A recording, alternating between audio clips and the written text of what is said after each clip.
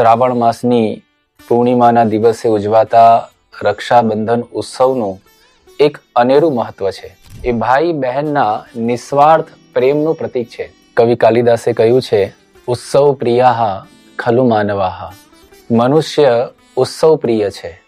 આ દરેક ઉત્સવો પાછળ કોઈ ના કોઈ શાસ્ત્રોમાં પૌરાણિક કથા એ પ્રાપ્ત થાય છે. ભવિષ્ય પુરાણમાં આ કથા મળે છે. ઇન્દ્રનું ઇન્દ્રાસન જતું રહ્યું. ઇન્દ્રની જે પત્ની છે ઇન્દ્રાણી, તેણે ઇન્દ્રની રક્ષા માટે તેના હાથમાં આ રક્ષાબંધનના પર્વે ઇન્દ્રની રક્ષા થાય તે માટે તેમને રાખડી બાંધી. અને એ રક્ષા સૂત્રના પ્રતાપથી બન્યું એવું કે જ્યારે બીજી વખત આ દેવો અને દાનવોનું યુદ્ધ થયું, તેમાં જે દેવો હતા તેઓ વિજયી બન્યા. જ્યારથી લક્ષ્મીજીએ બલિરાજાને રાખડી બાંધી, ત્યારથી એવું કહેવાય છે કે આ રક્ષાબંધન પર્વનો પ્રારંભ થયો હતો. સૌથી મોટો જો કોઈ ભય હોય તો તે મૃત્યુનો ભય છે. અને તેથી જ કહેવાયું છે, હતી હીરે જડિત ભીતો, કનક મહેલ મહેલાતો, ઉગે જ્યાં સૂર્ય પણ ગભરાતો, પવન વાય શર્માતો, ઉડતી નગરજનોની નીંદ સુણી ગંધર્વના ગીતો, છતાં પણ દુખ્યો રાવણ મૃત્યુથી બીતો. પરંતુ આ જે મૃત્યુ છે એ નિશ્ચિત પણ છે અને અનિશ્ચિત પણ છે. ભગવાન શ્રી કૃષ્ણ શ્રીમદ ભગવદ્ ગીતામાં કહે છે, જાતસ્ય હિ ધ્રુવોર મૃત્યુર ધ્રુવમ જન્મ મૃતસ્ય ચ તસ્માત પરિહાર્યેર્થે નત્વમ શોચિતુમ અર્હસી. નિષ્કુળાનંદ સ્વામી પણ પોતે લખે છે, ક્યાં ગયું કુળ રાવણ તણું, સગર સૂત 60,000 જી, ન રહ્યું નાણું રાજા નંદનું, સર્વે સુપન વ્યવહારજી. ભગવાન હંમેશા એ ભક્તની રક્ષા એ કરતા હોય છે. અલગ અલગ પ્રકારે ભગવાન સ્વામિનારાયણ અને આપણા ગુરુવર્યોએ આપણી હંમેશા રક્ષા કરી છે. શ્રી સ્વામિનારાયણ ભગવાનની જય. અક્ષર પુરુષોત્તમ મહારાજની જય. ગુણાતીતાનંદ સ્વામી મહારાજની જય. ભગતજી મહારાજની જય. શાસ્ત્રીજી મહારાજની જય. યોગીજી મહારાજની જય. પ્રમુખ સ્વામી મહારાજની જય. મહંત સ્વામી મહારાજની જય. સુરત અક્ષરધામ મહોત્સવની જય. કવિ કાલિદાસે કહ્યું છે, ઉત્સવ પ્રિયાહ ખલુ માનવાહ. મનુષ્ય ઉત્સવ પ્રિય છે. ઉત્સવો એ આપણી આ ભારતીય સંસ્કૃતિની એક અદ્ભુત વિશેષતા છે, વિલક્ષણતા છે. શ્રાવણ માસની પૂર્ણિમાના દિવસે ઉજવાતા રક્ષાબંધન ઉત્સવનું એક અનેરું મહત્વ છે. પરિવારની આત્મીયતાને પુષ્ટિ આપતો ઉત્સવ એટલે રક્ષાબંધન. આપણે જે પણ કંઈ ઉત્સવો ઉજવીએ છીએ આપણી પરંપરામાં, આ દરેક ઉત્સવો પાછળ કોઈ ના કોઈ શાસ્ત્રોમાં પૌરાણિક કથા એ પ્રાપ્ત થાય છે. આ રક્ષાબંધનનું જે આ એક ભાઈ બહેનના પ્રેમનું, આત્મીયતાનું આ જે પર્વ છે, આ જે ઉત્સવ છે, એની પાછળ પણ આપણા શાસ્ત્રોમાં એક કથા પ્રાપ્ત થાય છે. ભવિષ્ય પુરાણમાં આ કથા મળે છે. એક વખત દેવો અને દાનવો વચ્ચે યુદ્ધ થયું અને લગભગ 12 વર્ષ સુધી આ યુદ્ધ ચાલ્યું. અને અંતે દાનવોએ દેવોને હરાવી દીધા. ઇન્દ્રનું ઇન્દ્રાસન જતું રહ્યું. ત્યારબાદ દેવતાઓ ફરી વખત દાનવો સાથે યુદ્ધ કરવા માટે તૈયાર થયા. અને યુદ્ધ પહેલા ઇન્દ્રની જે પત્ની છે ઇન્દ્રાણી, તેણે ઇન્દ્રની રક્ષા માટે તેના હાથમાં આ રક્ષાબંધનના પર્વે ઇન્દ્રની રક્ષા થાય તે માટે તેમને રાખડી બાંધી. અને એ રક્ષા સૂત્રના પ્રતાપથી બન્યું એવું કે જ્યારે બીજી વખત આ દેવો અને દાનવોનું યુદ્ધ થયું તેમાં જે દેવો હતા તેઓ વિજયી બન્યા અને ત્યારથી એવું કહેવાય છે કે આ રક્ષાબંધનનું વિશેષ આ પર્વ એ લોકો ઉજવે છે. મહાભારતમાં પણ કુંતાજીએ અર્જુનના પુત્ર અભિમન્યુને અમર રક્ષા બાંધીને તેની કીર્તિ સમગ્ર વિશ્વમાં પ્રસરાવી હતી. શ્રીમદ ભાગવત મહાપુરાણમાં પણ આ રક્ષાબંધન પર્વની કથા પ્રાપ્ત થાય છે અને એવું કહેવાય છે કે આ જે કથા છે ત્યારથી આ રક્ષાબંધન પર્વની કે ઉત્સવની શરૂઆત થઈ છે. કથા એવી છે, શ્રીમદ ભાગવત મહાપુરાણમાં આ કથા પ્રાપ્ત થાય છે કે જ્યારે ભગવાન વામને બલિરાજાનું સર્વસ્વ જ્યારે બધું તેમણે લઈ લીધું, ત્રિલોકીનું રાજ્ય લઈ લીધું, તે વખતે બલિરાજા એ ભગવાનની આવી કસોટીમાં પાસ થયા અને બલિરાજાની આવી સમર્પણ ભાવથી, આવી સમર્પણ ભક્તિથી ભગવાન બલિરાજા ઉપર અત્યંત પોતે પ્રસન્ન થઈ જાય છે અને એ વખતે ભગવાને બલિરાજાને વરદાન માંગવા કહ્યું. ત્યારે બલિરાજા પોતે ભગવાન સામે એક વરદાન માંગે છે કે તમારા અખંડ મને દર્શન થાય અને આપનું અખંડ સાનિધ્ય મને પ્રાપ્ત થાય. હવે બલિરાજાને તો ભગવાને સુતલ લોકમાં મોકલી દીધા હતા અને બલિરાજાની આવી ભક્તિથી પ્રસન્ન થઈને ભગવાને તેમને વરદાન પણ આપ્યું. પરંતુ બન્યું એવું કે વૈકુંઠ લોકમાં જે લક્ષ્મીજી છે તેઓને વિચાર થયો કે જો ભગવાન નારાયણ એ પોતે સુતલ લોકમાં જતા રહેશે તો હું એકલી અહીંયા શું કરીશ. તેથી લક્ષ્મીજી પણ પોતે આ સુતલ લોકમાં પધારે છે અને આ શ્રાવણી પૂર્ણિમાના દિવસે તેઓ બલિરાજાના એ હાથે એ રક્ષાસૂત્ર રાખડી બાંધે છે અને બલિરાજાને પોતાના ભાઈ બનાવે છે. ભાઈએ બહેનને કહ્યું કે તમે મારા હાથમાં રક્ષાસૂત્ર બાંધ્યું છે તો તમે કંઈક વરદાન માંગો. એ વખતે લક્ષ્મીજીએ કહ્યું કે મારા જે પતિ છે, મારા જે ઈષ્ટદેવ છે નારાયણ, એ તમે મને પાછા આપી દો. હવે આ સમયે ત્યાં આગળ ભગવાન તો વચનબદ્ધ હતા એટલે દેવતાઓએ બધાએ ભેગા થઈને વચલો માર્ગ કાઢ્યો. એમણે એવો માર્ગ કાઢ્યો કે 4 મહિના બ્રહ્માજી, 4 મહિના શિવજી અને 4 મહિના વિષ્ણુજી એ બલિરાજાની ભક્તિનો સ્વીકાર કરવા માટે, બલિરાજાની રક્ષા માટે તેઓ સુતર લોકમાં રહેશે. તો ત્યારથી આ આષાઢ સુદ એકાદશીથી કાર્તિક સુદ એકાદશી સુધી ભગવાન વિષ્ણુ એ સુતલ લોકમાં ત્યાં આગળ બલિરાજાની ભક્તિનો સ્વીકાર કરવા માટે પોતે રહે છે. તો જ્યારથી લક્ષ્મીજીએ બલિરાજાને રાખડી બાંધી ત્યારથી એવું કહેવાય છે કે આ રક્ષાબંધન પર્વનો પ્રારંભ થયો હતો. એટલે આ ઉત્સવ દર વર્ષે એ આપણી આ ભારતીય સંસ્કૃતિમાં ખૂબ જ ધામધૂમથી એ ઉજવવામાં આવે છે.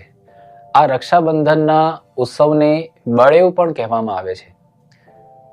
એનું કારણ એ છે, એનો મર્મ એ છે કે બલિએ જેમ પોતે આત્મનિવેદી ભક્તિ કરીને ભગવાનની પ્રસન્નતા પ્રાપ્ત કરી, એવી જ રીતે બલિ ઈવ એટલે કે બલિની જેમ આપણે પણ ભગવાનની આવી આત્મનિવેદી ભક્તિ કરીને, સમર્પણ ભક્તિ કરીને ભગવાનને પ્રસન્ન કરવા જોઈએ. તેથી આ ઉત્સવને બળેવ પણ કહેવામાં આવે છે. આ દિવસે 2 વિધિ એ પોતે થતી હોય છે.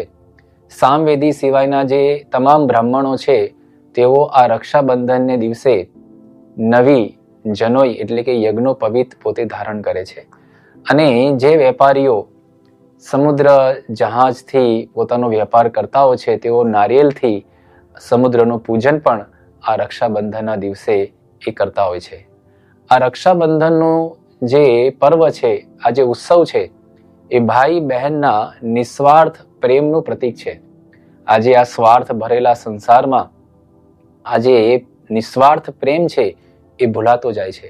પરંતુ આ પર્વથી આ પ્રેમ પુનઃ એ જાગૃત થાય છે અને લોકોને આ પ્રેમની એક અદ્ભુત પ્રેરણા આ રક્ષાબંધનના પર્વથી પ્રાપ્ત થાય છે.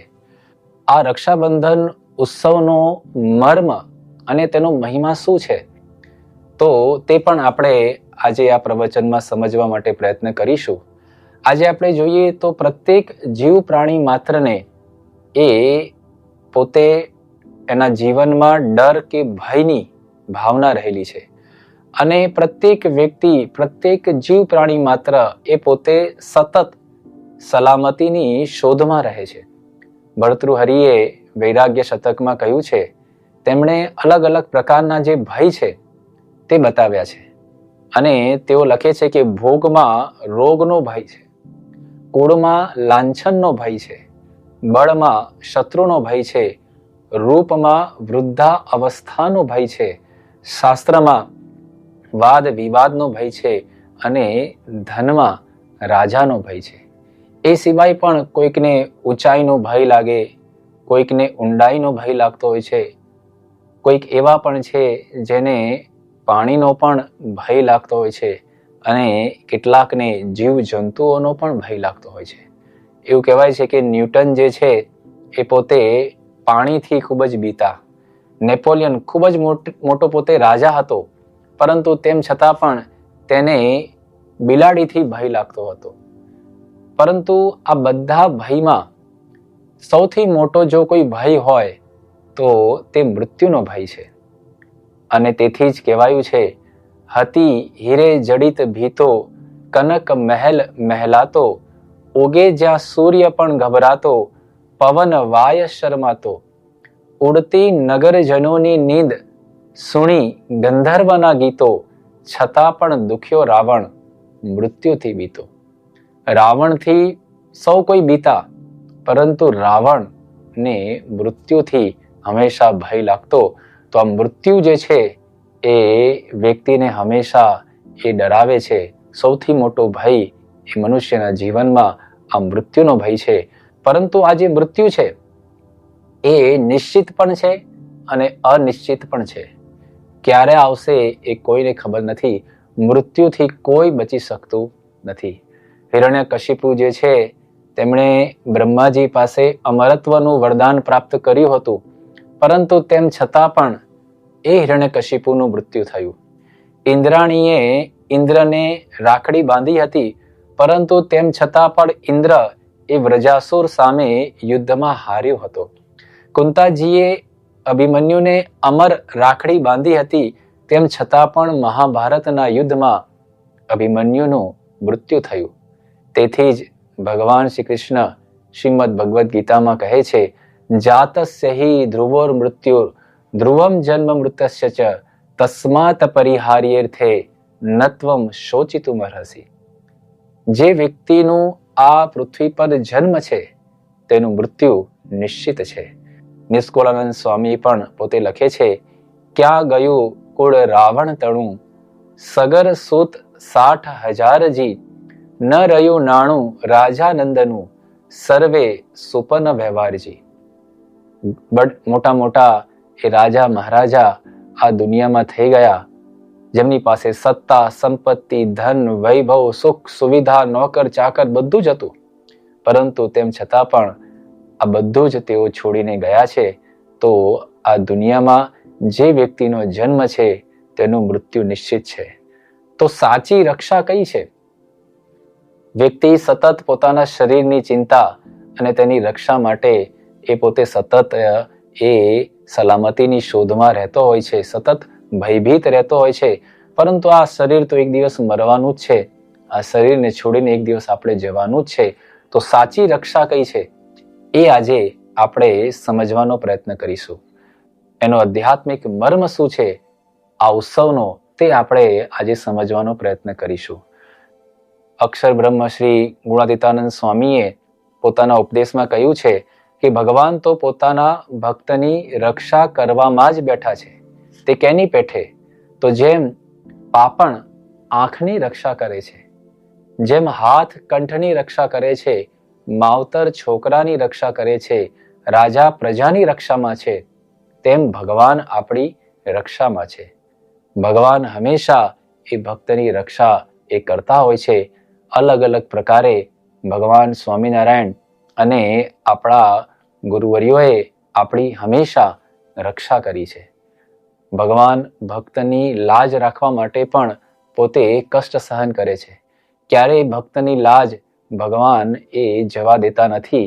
એવા ઘણા બધા પ્રસંગો આપણને આપણા સાંપ્રદાયિક ગ્રંથોમાં અને શાસ્ત્રોમાં પ્રાપ્ત થાય છે.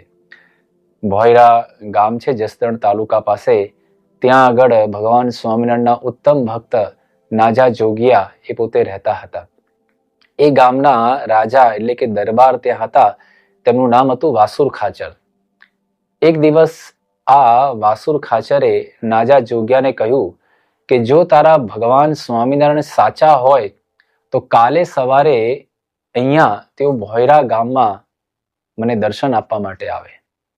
હવે એ વખતે તો ભગવાન સ્વામિનારાયણ પોતે વિસનગરમાં બિરાજમાન હતા અને આ ભોયરા ગામ તો ત્યાંથી લગભગ 200-250 કિલોમીટર દૂર હતું અને એ વખતે એવો કોઈ સંદેશા વ્યવહાર પણ ન હતો. તો ભગવાન કેવી રીતે પહોંચે? પરંતુ નાજા જોગ્યાએ પ્રાર્થના કરી. એ વખતે વાસુર ખાચરે કહ્યું હતું કે જો તારા ભગવાન સ્વામિનારાયણ સવાર સુધીમાં અહીં નહીં પધારે તો હું તારા ઢીચણ ભાંગી નાખીશ. આવી સજા તેમણે આ નાજા જોગ્યાને આપી હતી. અને નાજા જોગ્યા તો ભગવાન સ્વામિનારાયણના સાચા ભક્ત હતા. તેમણે હૃદયથી ભાવથી ભગવાન સ્વામિનારાયણને પ્રાર્થના કરી અને એ પ્રાર્થના ભગવાન સ્વામિનારાયણ સુધી પહોંચી ગઈ. ભગવાન તો ભક્તવત્સલ છે. તરત જ ભગવાન સ્વામિનારાયણ પોતે એ વિસનગરથી પોતે ચાલતા ચાલતા ત્યાંથી નીકળે છે અને ત્યાંથી પોતે વઢવાણ પહોંચે છે. વચ્ચે ભોગાવો નદી આવી અને તેમાં ખૂબ જ પૂર હતું. તેમ છતાં પણ નદી પાર કરીને ભગવાન સ્વામિનારાયણ ભાણજી શેઠને ત્યાં પહોંચ્યા અને ત્યાંથી ચાલતા ચાલતા સવારે 4 વાગે ભગવાન સ્વામિનારાયણ પોતે આ વાસુર ખાચરને ત્યાં પહોંચી જાય છે અને મહારાજે તેમને દર્શન આપ્યા. વાસુર ખાચરને સમાધિ થઈ ગઈ અને તેઓ મહારાજના ચરણોમાં પડી ગયા અને નાજા જોગ્યાની આવી રીતે ભગવાને લાજ રાખી. તો ભગવાન સતત ભક્તની રક્ષામાં જ હોય છે. ભગવાન અને સંત આપણી દેહની તો રક્ષા કરે છે, પરંતુ સાથે સાથે તેઓ આપણા જે જીવ છે એ જીવની પણ તેઓ રક્ષા કરે છે. પ્રહલાદજીની જ્યારે ભગવાને રક્ષા કરી તે વખતે પ્રહલાદજીએ ભગવાન પાસે વરદાન માંગ્યું અને વરદાનમાં તેઓ માંગે છે કે હે પ્રભુ, તમે મારી આ જે દેહની રક્ષા કરી છે તેને હું સાચી રક્ષા માનતો નથી, પરંતુ મારી ઇન્દ્રિયો અને અંતઃકરણ થકી આપ મારી રક્ષા કરજો, એ જ સાચી રક્ષા હું માનું છું. તો સાચી રક્ષા એ કઈ છે? સાચી રક્ષા છે એ છે કે ભગવાન અને સંત એ કુસંગ થકી, ઇન્દ્રિયો અંતઃકરણ થકી, સ્વભાવ થકી આપણી રક્ષા કરે, એ જ સાચી રક્ષા છે. શ્રી હરિ પ્રાર્થના સ્તોત્રમાં પણ લખ્યું છે, અશુભ ભાવતઃ ક્રોધ દાવતો મૃતિજનુર્ભયાત પાપ દુર્નયાત મધુમહાવિષાત સર્વથા મિષાત યતિપતે વયમ રક્ષિતાસ્ત્વયા. આ શ્લોકનો અર્થ છે કે હે પરમહંસોના સ્વામી, અશુભ ભાવ થકી, ક્રોધરૂપી દાવાનળ થકી, જન્મ મરણના ભય થકી, પાપને પેદા કરનાર દુરાચરણ થકી, દારૂરૂપી મહાઝેર થકી અને સર્વથા માંસના ભક્ષણ થકી આપે અમારું રક્ષણ કર્યું છે. તો ભગવાને આપણને આ રીતે બચાવ્યા છે. તેમણે અનેક પ્રકારે આપણી રક્ષા કરી છે. માત્ર શરીર નહીં, દેહ નહીં, પરંતુ તેમણે કુસંગ થકી પણ આપણી રક્ષા કરી છે.